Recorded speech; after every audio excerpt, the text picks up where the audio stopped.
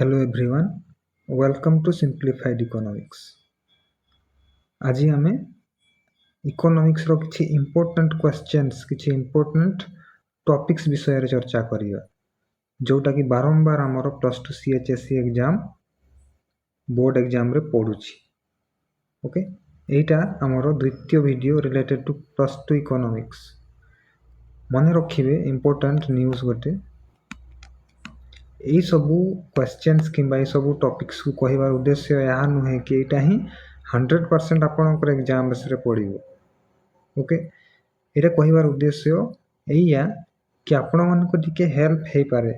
Okay, कोन कोन topics important ताकू टिके देखिबे, ताकू कोन छाडी दैछंती कि औ थरे टिके ता ऊपर टिके नजर पकाइबे, ताकू टिके रेफर करिवे, ताकू टिके गुरुत्व देके स्टडी करिवे। ओके, सो यही सब क्वेश्चंस किंबा सब टॉपिक्स को कहिबार उद्देश्य या नुहे कि 100% एग्जाम्स रे पड़िबो। ओके, किंतु निश्चय यही सब टॉपिक्स आपण माननकु यही सब क्वेश्चंस आपण माननकु एग्जाम पई हेल्प करिवो। ओके, तो चलंतु स्टार्ट करिया।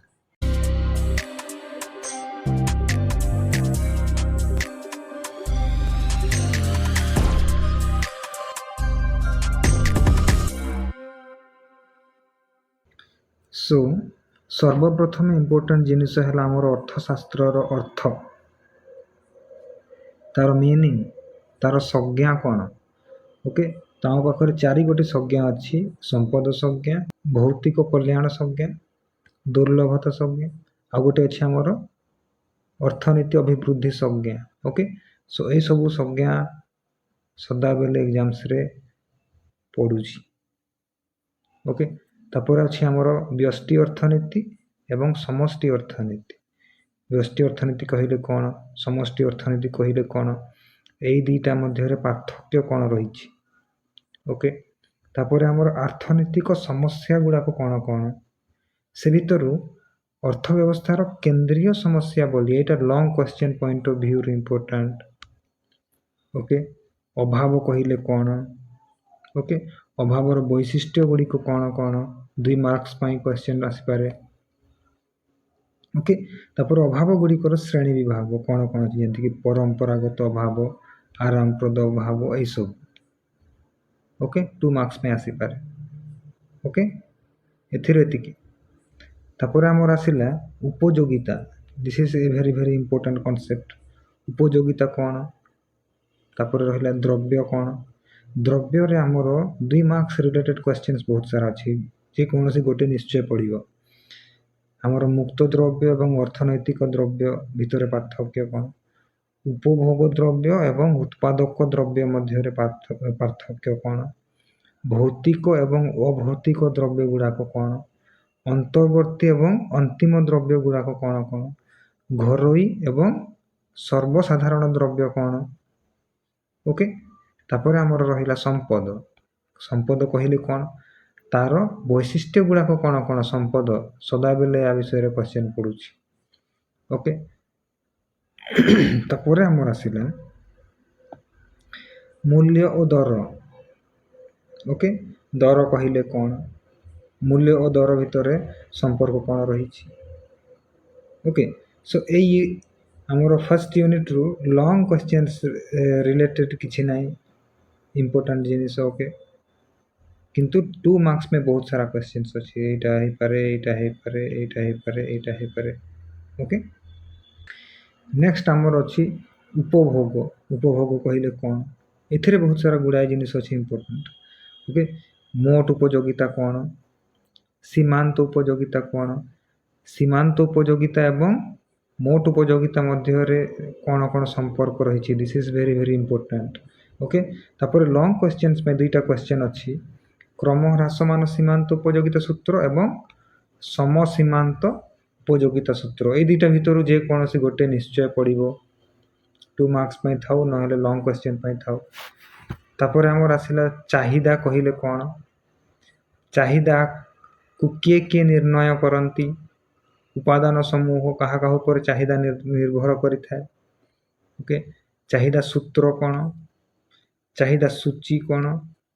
ओके, चाहिदा रेखा कौन, चाहिदा रेखा ନିମ୍ନାଭିମୁଖୀ ହେବାର କାରଣ ଗୁଡ଼ାକ କ'ଣ କ'ଣ? 2 ମାର୍କ୍ସ ପାଇଁ। ଚାହିଦା ସୂତ୍ରର ବ୍ୟତିକ୍ରମ 2 ମାର୍କ୍ସ ପାଇଁ। ଓକେ, ତାପରେ ଆମର ଇମ୍ପୋର୍ଟାଣ୍ଟ ଜିନିଷ ଆସିଲା, ଏଇସବୁ ଆମର 1 ମାର୍କ୍ସ କିମ୍ବା 2 ମାର୍କ୍ସ ପାଇଁ ଆସିପାରେ, 1 ମାର୍କ୍ସ ଅର୍ 2 ମାର୍କ୍ସ ପାଇଁ। କିନ୍ତୁ ଆମର ନେକ୍ସଟ ଯେଉଁ ଅଛି ସେଟା ହେଲା ଇମ୍ପୋର୍ଟାଣ୍ଟ। ଏଇଠି ଆମର ଇମ୍ପୋର୍ଟାଣ୍ଟ ଜିନିଷ ଅଛି ଚାହିଦାର ଦର ସ୍ଥିତିସ୍ଥାପକତା। ଓକେ, ଏହାର 5 ଗୋଟି ପ୍ରକାର ଅଛି। କ'ଣ କ'ଣ ଅଛି? ସମ୍ପୂର୍ଣ୍ଣ ସ୍ଥିତିସ୍ଥାପକତା, ଅପେକ୍ଷାକୃତ ଏକକ, ଅପେକ୍ଷାକୃତ ଅସ୍ଥିତିସ୍ଥାପକ, ସମ୍ପୂର୍ଣ୍ଣ ଅସ୍ଥିତିସ୍ଥାପକ। ଏଇଟା 100% ଗୋଟେ କ୍ୱେଶ୍ଚନ୍ ଆସିବ ଏଥିରୁ। ତାପରେ ଆମର ଏଇ ଯେଉଁ ଦର ସ୍ଥିତିସ୍ଥାପକତା ଅଛି ତାକୁ କିଏ କିଏ ନିର୍ଣ୍ଣୟ କରନ୍ତି, କାହା କାହା ଉପରେ ଦର ସ୍ଥିତିସ୍ଥାପକତା ନିର୍ଭର କରିଥାଏ। ଓକେ, ଏଇଟା 2 ମାର୍କ୍ସ ପାଇଁ। ଉତ୍ପାଦନ, ଉତ୍ପାଦନର ଅର୍ଥ କ'ଣ? ଓକେ, ତାପରେ ଏଇଠି କିଛି ଆମର ଅଛି ଉପଯୋଗିତାର ବୈଶିଷ୍ଟ୍ୟ ଗୁଡ଼ାକ।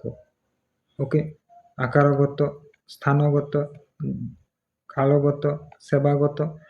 ଏଇଟା ହେଉଛି ଆମର 2 ମାର୍କ୍ସ ପାଇଁ। ଓକେ, ତାପରେ ଉତ୍ପାଦନର ଫଳନ କ'ଣ? ସ୍ଥିର ସାଧନ ଏବଂ ପରବର୍ତ୍ତୀ ସାଧନ ମଧ୍ୟରେ ପାର୍ଥକ୍ୟ କ'ଣ ଅଛି? ଏଇଟା ଆମର ଆସିପାରେ 2 ମାର୍କ୍ସ ପାଇଁ। ଓକେ, ତାପରେ ଏଇଟା ହେଲା ଇମ୍ପୋର୍ଟାଣ୍ଟ, ମୋଟ ଉତ୍ପାଦ କ'ଣ, ହାରାହାରି ଉତ୍ପାଦ କ'ଣ ଏବଂ ସୀମାନ୍ତ ଉତ୍ପାଦ କ'ଣ, ଏବଂ ଏଇ ତିନୋଟି ମଧ୍ୟରେ ସମ୍ପର୍କ କ'ଣ ରହିଛି। ଆଉ ଏହାର ସମ୍ପର୍କୀୟ ଗୋଟେ ଆମର ସୂତ୍ର ଅଛି ଯେଉଁଟାକି ଆମର ଲଙ୍ଗ କ୍ୱେଶ୍ଚନ୍ ପାଇଁ ଆସିବ, ଯେଉଁଟା ହେଉଛି ପରବର୍ତ୍ତୀ ଅନୁପାତ ସୂତ୍ର। ଓକେ, ତାପରେ ଆମର ଆସିଲା ପରିବ୍ୟୟ। ପରିବ୍ୟୟ କ'ଣ? ଓକେ, ମୌଦ୍ରିକ ପରିବ୍ୟୟ ଏବଂ ବାସ୍ତବ ପରିବ୍ୟୟ ମଧ୍ୟରେ ସମ୍ପର୍କ କ'ଣ, ପାର୍ଥକ୍ୟ କ'ଣ? ଓକେ, ଅର୍ଥନୈତିକ ପରିବ୍ୟୟ କହିଲେ କ'ଣ?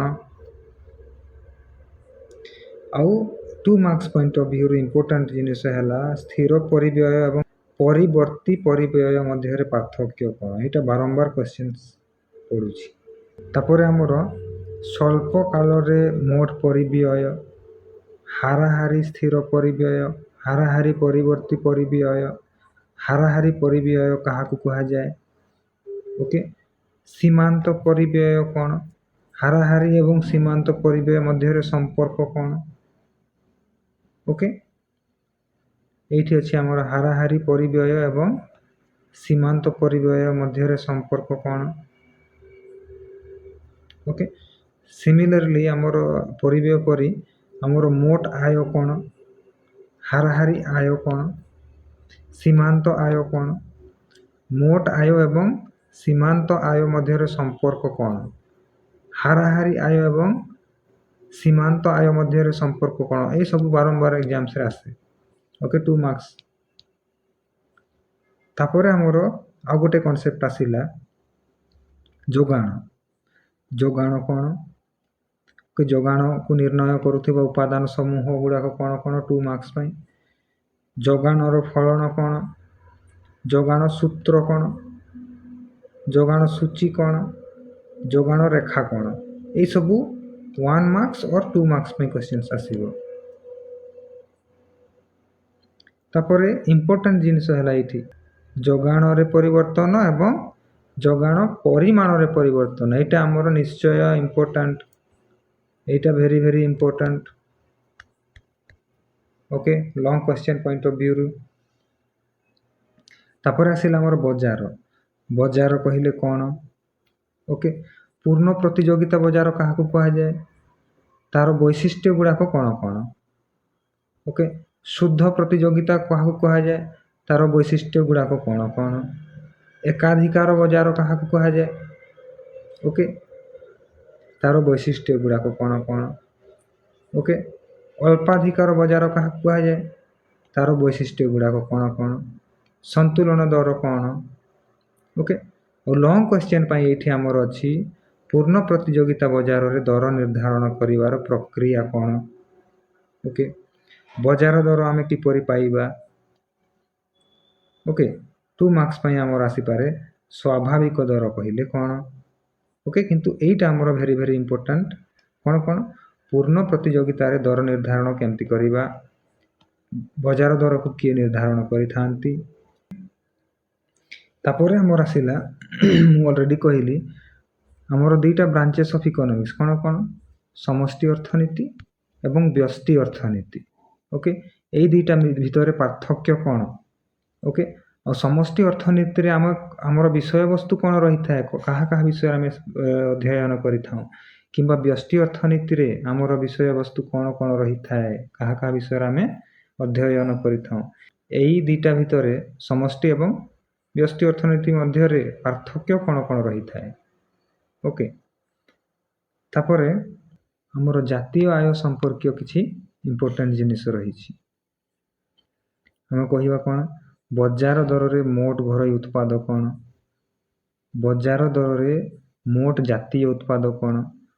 ଓକେ, ବଜାର ଦରରେ ଘରୋଇ ଉତ୍ପାଦ ଏବଂ ବଜାର ଦରରେ ଜାତୀୟ ଉତ୍ପାଦ ମଧ୍ୟରେ ସମ୍ପର୍କ କିମ୍ବା ତାର ପାର୍ଥକ୍ୟ କ'ଣ ରହିଛି।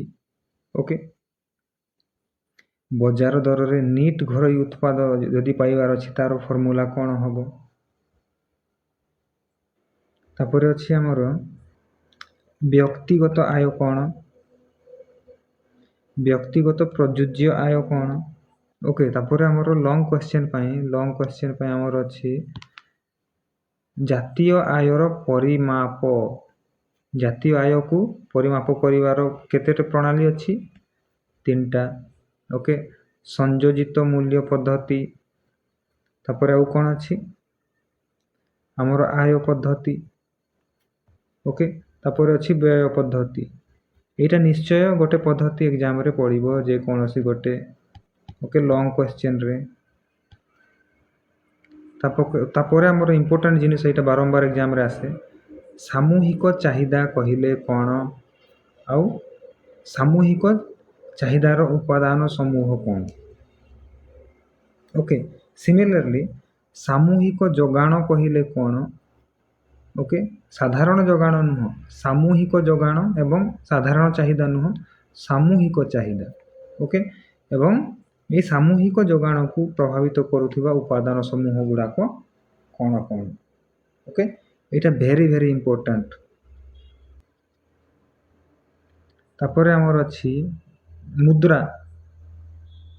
ମୁଦ୍ରା କହିଲେ କ'ଣ, ମୁଦ୍ରାର ଅର୍ଥ କ'ଣ, ମୁଦ୍ରାର ତାର କ'ଣ କାର୍ଯ୍ୟ କ'ଣ କାର୍ଯ୍ୟ ଆମର ମୁଦ୍ରା କରିଥାଏ, ମୁଦ୍ରାର ପ୍ରକାର ଭେଦ। ଓକେ,